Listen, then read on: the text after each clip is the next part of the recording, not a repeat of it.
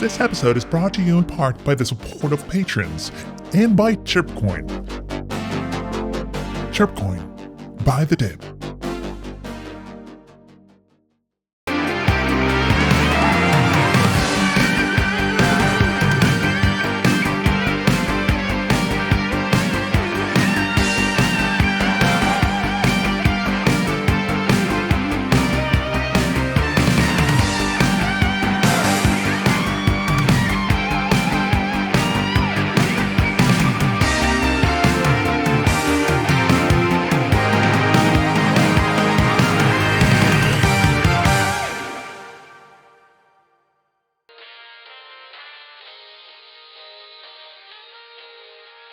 Hey there and welcome to another episode of Miracle Mile. It's been a little bit over a month since my last proper video, but I've been streaming this series quite a bit lately. In fact, I think I produce, like 5 to 6 hours worth of entertainment in the last month, basically.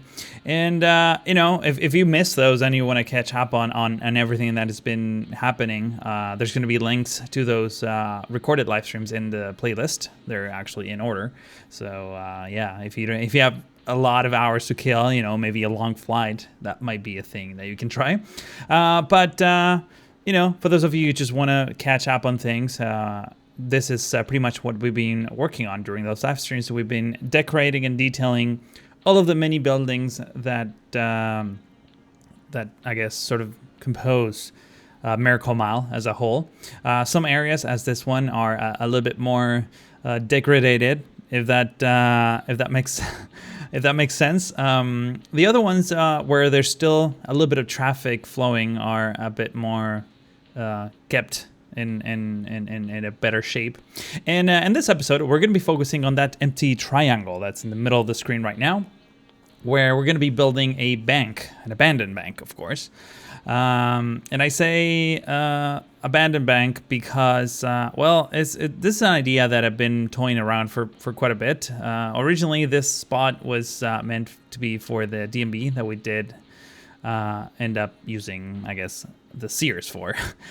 But, this being such a relatively small space, actually, when I put down the bank, I realized that it's actually not that small. It's pretty big, but it's a nice fit. And this building is by King Leno, who's, I think he actually created a abandoned version of this bank. I mean, you can get this asset in the workshop. It's already available.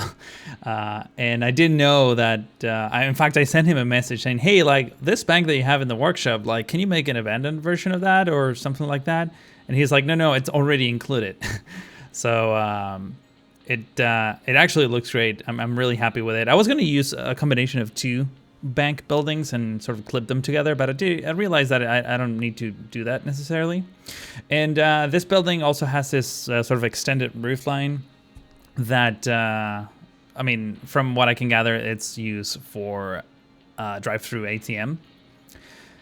And I didn't have specific assets for ATM parts, but I realized that the vending machine, like the vanilla vending machine, kind of looks like an ATM and also kind of fashions the same color scheme as the first Skyline sign that I'm going to put in just a few minutes. The big highway sign, actually. It's going to be sitting right next, to the highway, of course. But there's a bit of a twist to this build, and then I think you know what, I'm going to go to that, or at least talk about that in just a few minutes once I actually start detailing. Because I always get ahead of myself, and it really doesn't make sense for me to talk about things that you can't really see. I'm also using a combination of this network-based curves from King Leno. These are not necessarily new. They've been out for a while, but I haven't had the chance to use them yet. Not even in FPS, actually. And this area, so in general, ATMs, at least here in the US, I think I've seen this in other places too, but whenever, after hours, after banking hours, I guess, they're usually open, but you have to swipe your card in order to get into the little glass room inside of the bank. In this case, since it's a drive-through, And this is not something I actually seen in real life. Usually the ATM drive-thrus I've seen are pretty like straightforward. You just drive in, put your card, and then you drive out. But since we have this shape here with the 2 lanes and everything, I figured, hey, let's put some barriers here so that, you know, maybe you had to swipe your card in order to get into this sort of protected area in the back of the bank on a Sunday or something like that, you know, a day where the bank is not necessarily open. And for the most part, I chose those assets because I think they look very, very good. They add a lot of detail, of course, and texture for the most part. I think is what I was looking for. Just having a random street. Sure, I could have added some decals to it, and I kind of did, to be honest. But I figured, hey, this looks a little bit nicer if we actually had some barriers. And I put one at this stage. I put only one in the back. But I'm gonna end up putting a few more on the front so that the whole area is kind of closed. And I've also been using these network-based walls from Bad Idea, who's been releasing quite a few network-based assets, and they're all kind of pretty amazing, if I do say so myself. I know I've been using these quite a bit in FPS, and I guess it's the turn for Miracle Mile for me to, you know, overuse them even. Well, not really. I think I use a fair amount of them, and I'm still using, by the way, I'm still using props for other fences, because otherwise it would have taken quite a bit of time to redo all of them, and I don't necessarily want all of the fences to sort of look the same. There is some good variety in the kit that Bad Idea has come up with, but man, yeah, I'm really looking forward to using these even more in future projects. Now, banks, or at least not necessarily banks, but like I wanted this area to look a little bit different than the rest of the parking lot. So I went ahead and put down some decals, and with the help of Move It, sunking those decals down into the ground, I was able to create sort of textures where the actual pattern of the decal sort of blends in with the pavement below. And you know, you can see this like cross pattern section there where the bricks are laid right in the middle. There's like a cross there. It was kind of a happy accident. I wasn't expecting that to happen, but it came out great, and I'm really not complaining.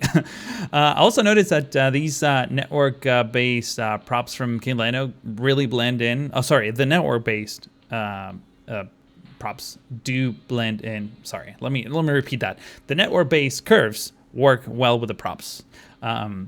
So you can fill an area where part of them is a network-based asset and the other part is just prop-based. So if you need to have some sort of custom shape or something, and in this case, I just was trying to cover the corner of the building, you can actually totally do that.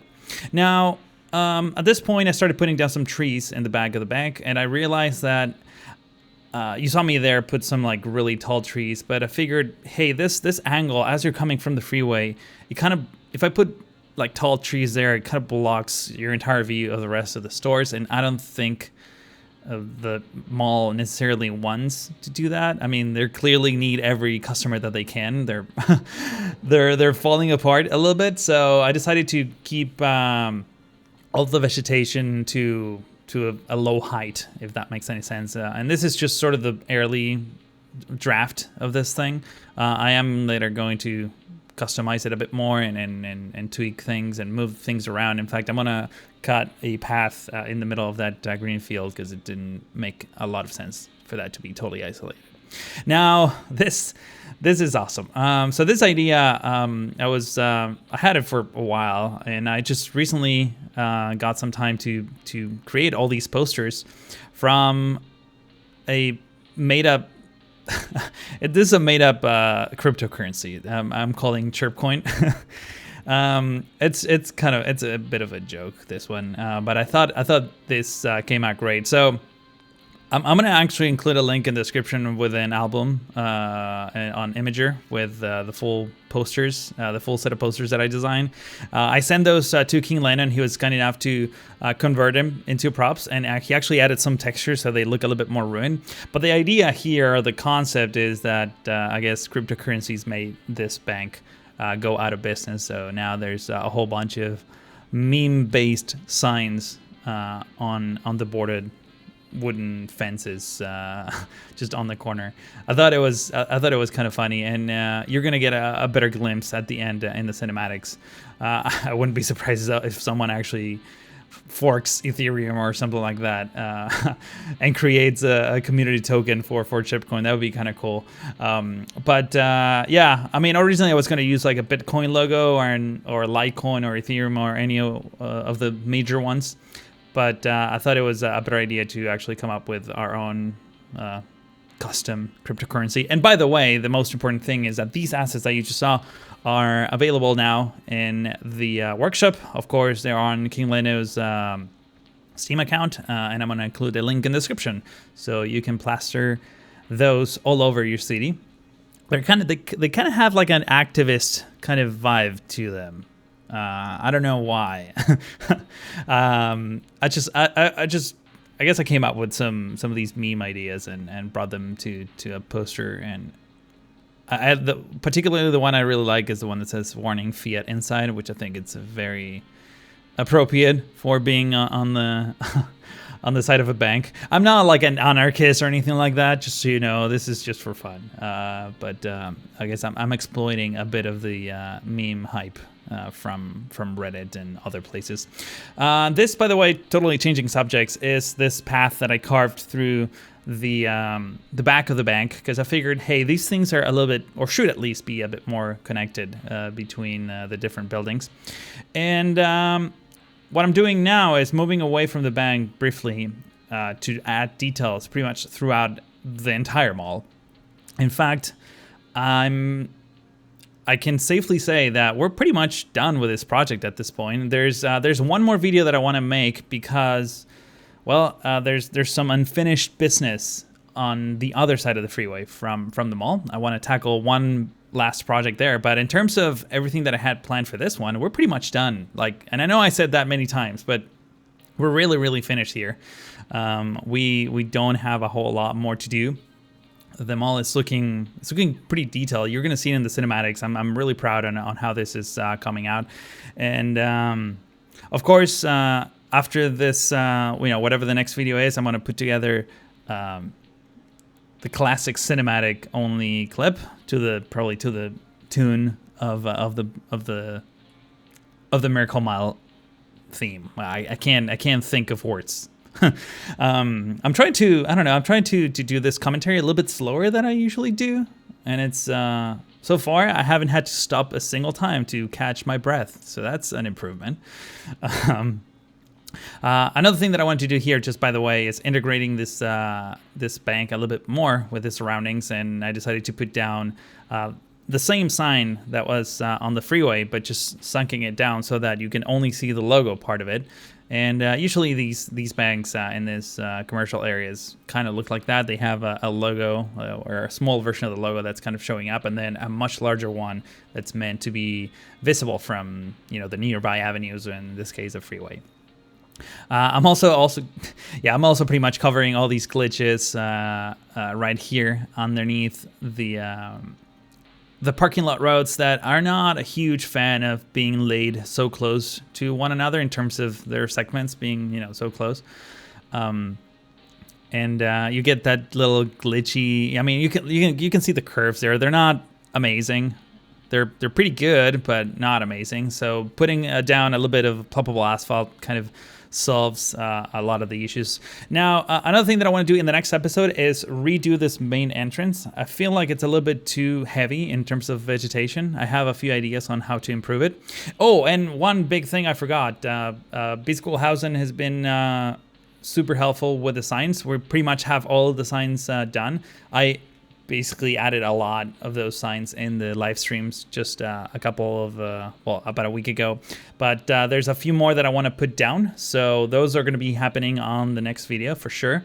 So I guess thanks once again to Biskoolhausen. I'm not sure if we're going to put those in the workshop just yet. I think we will, but we need to figure that out. We haven't even talked about it. I'm actually kind of excited to be finishing a project. Because every time the past projects I kind of had to end them, because even though they were pretty much completed, I was getting kind of tired. This one I feel like I could keep going for a little bit, but I'm ready to also change gears and get to new things that are a bit maybe more ambitious. We'll see about that. But unfortunately, that's all the time that I have for now. If you enjoyed this episode, please consider giving this video a thumbs up. And if you're new to the channel, maybe you would like to subscribe to be notified whenever I post the next one. But that's all for now. Thank you so much for watching, and hope to see you in the next one.